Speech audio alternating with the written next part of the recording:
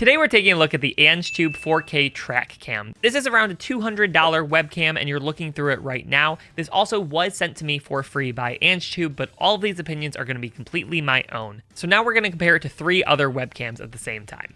Now, as you can tell in the top left, it looks a lot different. It's got the bokeh effect going on with the blur to background, and that's not software, that's just the camera itself. That's using the Camera 90D through the EOS webcam utility software thingy-majig. But it does obviously look like a lot more professional than the other 3. So the other 3, if we go down, we're looking at the Angetube. The top right is the Insta360 Link, and the bottom right is the Elgato Facecam. I believe there's an Elgato Facecam 2, but I don't have the second one, so we're just going to compare it to the first one because I also really like this camera. So comparing it to the other 2 webcams, it definitely has a much wider field of view, like way farther than the other ones. The Facecam is actually kind of similar, but the Insta360 Link is a lot more zoomed in compared to the others too. Now, physically of the webcam itself, it kind of looks like the older brother to the Insta360. It's just much bigger, much heavier. It doesn't really matter too much for a webcam. You're just going to be mounting it on top of your laptop or monitor. Just wanted to point out it is a lot bigger. Now, I will also say that I turned the brightness down a bit with the remote that they have. Here's what it looks like with the default brightness. As you can tell, it's a bit washed out. So once we go lower on the brightness, it looks actually pretty good. But I will say that the Insta360 has a little bit smoother of a look. I kind of like the color profile. It's a little warmer on the Insta360. And on the Elgato Facecam, you can tell the whites are sort of washed out a little bit, which you have a little bit on the Angetube, but not as bad. But in terms of just kind of how it looks right out of the box, I would put it somewhere between the Facecam and the Insta360. I kind of prefer the look of the Insta360 right off the bat. But you also get a lot wider angle of lens, and I will say that the background also is a lot more clear on the Angetube than the other webcam. So you can probably read the text a little bit better. The Pokemon Live poster I have back there, you can probably read it a little bit better on there, which is a pro or a con depending how you want to look at it. For example, having the background blur to kind of stick out from your background can be a plus, but if you want the background to be part of the video, then of course you're going to want it in focus as well. Now, I will say the autofocus is pretty good. It does take a little bit of time, but it is pretty solid at going back and forth, focusing between different objects. The Insta360 just stopped tracking me. Hold on. Okay, we're back. And this is also how it looks with my nice lighting. So now I'm going to turn off the key lights to have a much darker room. I'll still have the overhead lights on, but this is what it looks like without any of the key lights on me. I just kind of have the monitors on. I'm actually going to get darker monitors so it's even darker here. As you can see, I have the brightness down. So let's go back to the default brightness. Now, once you go back to the default brightness, it does look a lot better, but you can tell the white kind of gets a little washed out, like the background.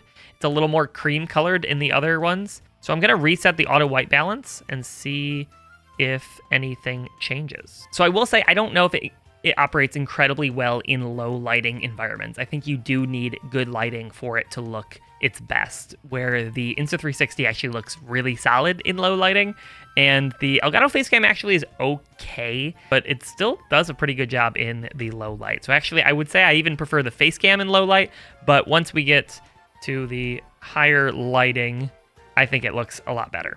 So now that we've compared it to a couple other webcams, let's check out some of the features. Now, the features on the Angetube are actually very similar to the Insta360s. They have slightly different ways of going in and out of them, but you can still control the webcam just using your hand features, so you don't have to have an extra software running. So to enter tracking mode, all you need to do is give the little OK symbol, and once you do that, it'll be in tracking mode. So we can go over here, and over here, and then all you need to do to exit tracking is give the stop hand gesture, just like that, and it will stop. It's pretty easy, and it's actually really responsive. I had some problems with the Insta360 getting it to get it exactly right. Sometimes it wouldn't recognize it, but the Angetube has done a much better job. You can also zoom in and out with different features. I believe, is it like this? There we go. And now we're zooming in, and I don't remember how to zoom out.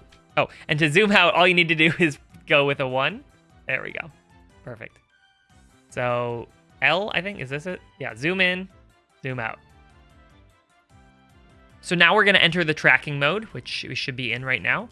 And now we are going to move around a little bit and see how it does. Oh, I stopped because I gave it the ball.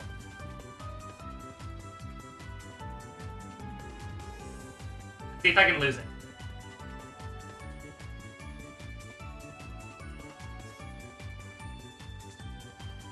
Ah, got him. So it does a pretty good job of tracking unless you are actively trying to not get tracked by it. So you don't even really need the remote for a lot of those types of things once you have it to the settings that you like. But if you want to have some presets, which are really nice, you can do that. And the presets not only save the positioning, but the zoom level. So I'm actually going to make the saves right now. So first off, we're going to do one where we are zoomed in on my face. We can zoom in and out with the remote. And also you can toggle the display settings on the remote. So you can also have it where it won't display, but I'm just going to have it display so you can see exactly what I'm doing. We're going to save this as a preset. Now we're going to zoom out. And if we want to zoom in, we can just press the 1 button and it'll zoom in. But then we'll also save number 2 as a zoom out preset. So preset number 2. And we're going to have one over here for 3. We'll do a preset for 4 up here.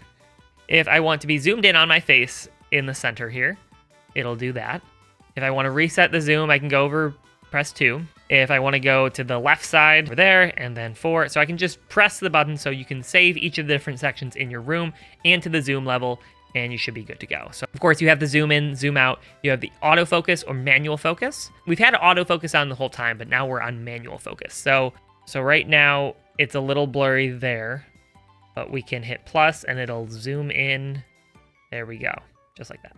So there's a lot of different things you can do with this remote. And I really like the idea of having a remote that you don't have to rely on different softwares, because usually if you're live streaming, you're going to be worrying about your OBS stream. You don't want to have another monitor dedicated to your webcam. So having something like this, so you don't have to have like an Elgato Stream Deck to be able to change up everything, can be pretty nice. Now you also can provide power to the webcam itself, which they say helps. I'm actually doing it without providing any power. I don't know what the difference is between the two. Maybe if your USB doesn't have enough power, it can fail. So this is a really cool webcam. It's got a lot of great features. I wish I liked the color profile a little bit better. The Insta360 kind of can look a little bit better at times, especially in the low lighting. The low lighting is where I wouldn't really recommend this, but if you have adequate lighting for your setup, you can make it look pretty good, and it'll also be able to track you quite well. Couple issues I've ran into in OBS. When I first plugged it in with the default settings, the frame rate was insanely low. All I needed to do to fix it was change the video format to H.264. So this is what it looked like with YUY2. Hold on, it's going to... Yeah, it looked like this when I first got it. And I'm like, this is not right. This can't be right. So once I changed it over to the MJPEG or the H.264, it looked completely fine. But I think this is a really cool webcam. It's got a really wide field of view. You can zoom in a lot and have it still look really good. And this is in 1080. In 4K, it'll look even better. So we're actually going to do a quick check in 4K. I'm going to switch over to 4K so you can see what that looks like. So now we are in 4K. I'm going to now zoom in and show you what it looks like once we're zoomed in on 4K. So this is 10 times zoom. Everything you can see is pretty clear. And it is pretty impressive. I mean, that is really solid. Like, that's pretty far away, and it still looks pretty good. I would definitely recommend this for someone looking for a nice 4K webcam. So if you prefer the look of the Insta360 Link or the Elgato Facecam, you can definitely check those out as well. But if you like the look of the Angetube, this is a great webcam for you. And if I run into any problem with this in the future, I'll let you know in the pinned comment down below. So if, for example, after 30 days it dies on me or something like that, I'll let you know. But as of right now, I quite enjoy the webcam. I definitely think more webcams should have like a remote function like this. I think this is a really cool idea. So thank you again, Angetube, for sending me this webcam. Let me know your thoughts on it down in the comments. Thank you guys so much for watching. I'll see you next time.